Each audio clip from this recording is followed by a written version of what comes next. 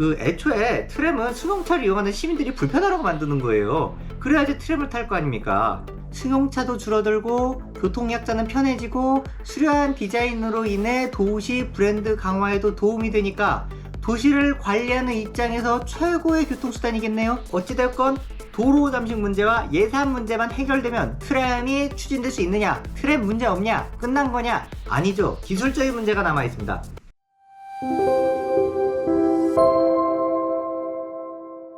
안녕하십니까, 이웃집 육기자입니다.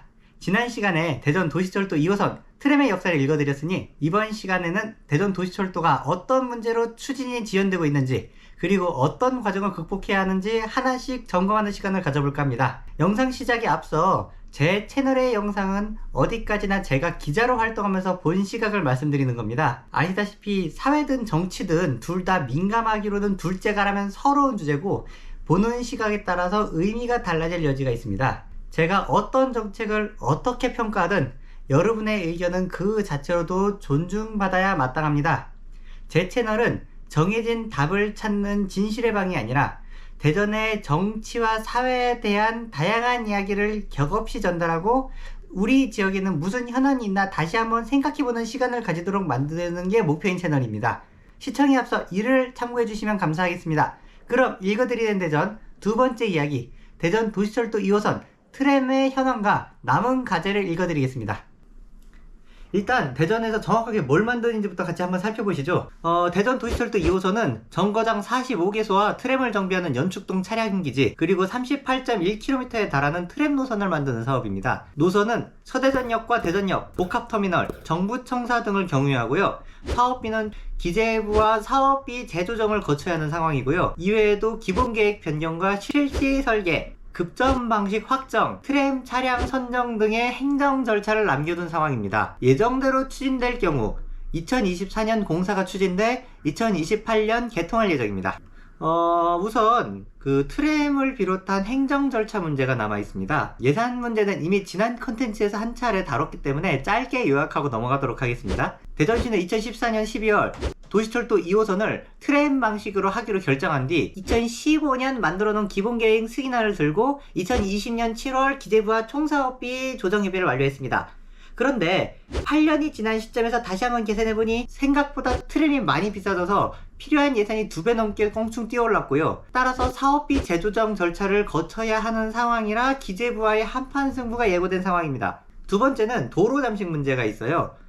아마 대전 시민분들이 가장 우려하는 문제고 트램의 근본적인 문제이기도 합니다. 대전에서 운전을 해보셨다면 아시겠지만 대전의 도로는 전혀 여유가 없습니다. 특히 중구와 동구 그리고 대덕구 같은 원도심 도로가 비좁은데요. 이런 비좁은 도로에서 트램이 들어온다면 기존 도로 위에 트램 노선을 설치해야 하니 교통체증이 더 심해진다는 주장입니다.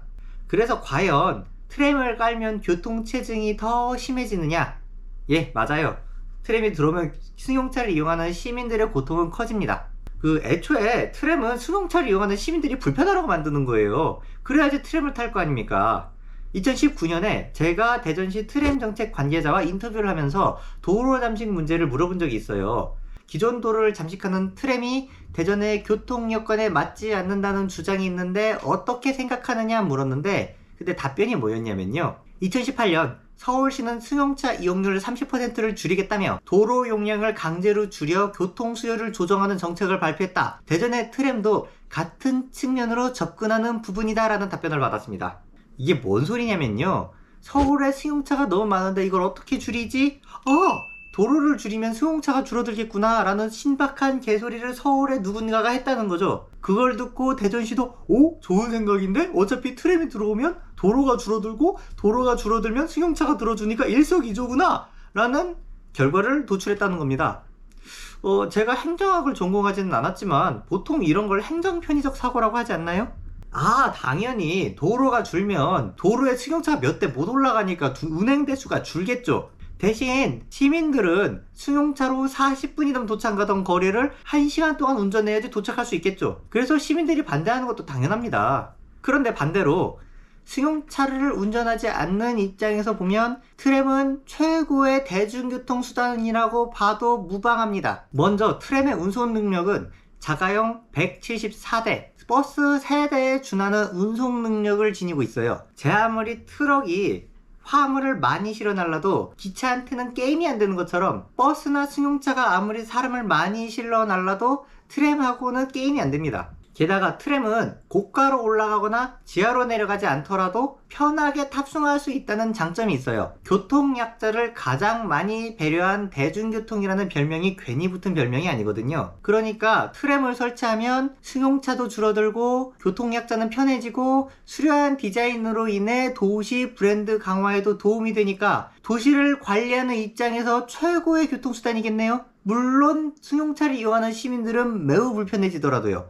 더 자세한 내용은 대전의 트램이 실시 설계가 공개된 뒤에 다시 한 번 더 다루도록 하겠습니다. 자, 그러면 어찌됐건 도로 잠식 문제와 예산 문제만 해결되면 트램이 추진될 수 있느냐? 트램 문제 없냐? 끝난 거냐? 아니죠. 기술적인 문제가 남아 있습니다. 대전시가 2020년 국토부 대광위로부터 승인받은 기본계획안에 따르면요, 무가선, 순환선으로 적용이 어렵다는 분석이 결과가 나온 적이 있습니다. 그래서 대전시가 국내외 트램 차량 제작사의 자문을 구한 결과 웬걸 대전 도시철도 노선에 따라 트램이 달릴 경우 무가선, 순환선으로 만드는 것 자체가 기술적으로 불가능하다고 회신을 보내왔어요. 이게 뭔 소리냐면요, 현 트램 기술력으로는 대전 도시철도 2호선을 그냥 못한다는 거예요. 이 문제는 트램을 추진하던 긴 시간 동안 대전시 트램 담당 공무원들이 잠 못 이루게 하는 가장 큰 문제였습니다. 대전시는 해외 유명 교수, 업체들과 연락하며 이 문제를 해결할 방법을 분주히 찾았습니다. 그런데 사실 사업이 현실적으로 가능한지 분석을 먼저 하고 사업을 시작하는 게 맞는 것 같은데, 사업을 한다고 확정을 짓고 예산을 정한 다음에 사업이 기술적으로 가능한지 분석하는 게 좀 이상하긴 하죠. 근데 여튼 대전시는 그렇게 했습니다. 한국철도기술연구원에서 대전시로부터 용역을 받아 차량 배터리 에너지를 분석한 결과 2021년도 기준 검토 가능한 모든 급전 방식으로는 대전 트램과 같은 무가선 연속 순환 방식은 사실상 불가능하다는 결론이 나옵니다. 왜냐? 결론은 배터리가 못 버팁니다. 그러면 얼마나 전기줄을 달아야 한다? 전체 구간의 3분의 1은 가선을 해야 한다는 결론이 나옵니다. 그래서 허태정 대전시장이 막판에 가선, 무가선 방식을 혼용하겠다고 정책을 선회하는 바람에 욕을 온팡지게 먹었던 겁니다. 그런데 최근 이장우 대전시장이 트램 사업 계획을 발표하면서 100% 무가선을 하겠다는 내용을 발표합니다. 대전 트램 관계자에 따르면요, 2021년 초에 용역을 했던 당시와 2023년 현재 기준으로는 좀 여건이 많이 바뀌었다. 또 대전시가 종합적으로 공개 가격 경쟁 및 기술 제한 입찰을 통해서 새로운 방법을 찾고 있다고 이야기를 했습니다. 여기에 추가적으로 나온 얘기가 이미 국내외에 있는 몇몇 업체로부터 무가선 순환선 실현 방안에 대한 아이디어를 이미 제안받았다고도 이야기했습니다. 제가 이 분야의 전문가는 아니기 때문에 이 답변을 어디까지 신뢰해도 좋을지는 잘 모르겠어요. 물론 최근 배터리 기술과 트램 산업이 크게 상승하고 있는 추세이기는 하지만 과연 내년부터 공사를 진행해야 하는 트램에 적용할 수 있는 기술일지는 좀 더 지켜봐야 알 수 있을 것 같습니다. 자, 그러면 지금까지 트램의 남은 문제점을 하나씩 짚어봤는데요, 결론을 내야겠죠. 트램은 시작부터 일부 이해 당사자들의 무리한 요구로 시작된 사업입니다. 사업이 가능한지 불가능한지도 모르는 부족한 전문성과 위에서 시키니 한다는 식의 주먹구구식 행정, 나만 욕 안 먹으면 된다는 식의 정책 결정자의 책임감 없는 만행, 이를 견제해야 되는 시의회의 무능과 문란, 시민들의 의견은 안중에도 없는 정치인들이 만들어내는 환장의 콜라보였습니다. 아직도 저한테 많은 분들이 물어보세요. 과연 대전의 도시철도로서 트램이 어울리는 교통수단이냐? 트램이 들어오면 도로가 줄어들면서 교통재앙이 시작되는 거 아니냐? 반대로 많은 정치인과 공직자분들이 말씀하세요. 비록 첫 단추부터 잘못된 사업이었지만 많은 사람들의 노력과 엄청난 비용을 들였기에 여기까지 왔고 이제 와서 사업을 취소하기 수는 없다고. 양쪽의 의견이 다 일리가 있습니다. 다만 대전 시민들이 트램을 좋아하든 싫어하든, 그리고 대전의 트램이 적합한지 안 적합한지를 떠나 어차피 대전시는 트램을 만들 겁니다. 행정 편의적인 시각으로 봤을 때 여기까지 온 이상 시민들의 의견은 중요치 않거든요. 대전 도시철도 2호선 트램의 난맥상은 우리가 정치와 사회에 큰 관심을 가지지 않을 때, 그리고 우리가 양당제의 함정에 빠져 한 정당을 맹목적으로 비판하거나 비호하느라 객관적인 판단의 기준을 잃어버렸을 때 우리의 선택과 결정이 어떤 영향을 미치는지 좋은 예시라고 생각합니다. 우리가 사는 지역은 우리가 관심을 버렸을 때, 그리고 우리가 기대를 포기했을 때 최악의 방향을 향해 나아갑니다. 부디 우리가 투표로 뽑은 국회의원, 시장, 구청장, 시의원, 구의원이 누군지, 어떤 공약을 내걸고 활동하고 있는지 관심을 주세요. 빨간색이니까 얘 뽑아, 파란색이니까 쟤 잘라, 이런 정치인들의 수준 낮은 색깔 놀이에 현혹되지 마시고, 적어도 내가 소중한 투표로 뽑은 정치인이 지금 무슨 일을 하는지 관심을 가져주셔야지만 두 번째, 세 번째 트램 사태를 막을 수 있습니다. 저는 이웃집 유기자였습니다. 영상 재미있게 보셨다면 구독과 좋아요로 응원해주세요. 그리고 제가 다뤘으면 하는 내용이나 제보하실 내용이 있다면 아래 남겨둔 메일 주소로 내용을 보내주세요. 부족한 이웃이지만 열심히 돕겠습니다. 그럼 다음 시간에 더 좋은 이야기로 인사드리겠습니다. 감사합니다.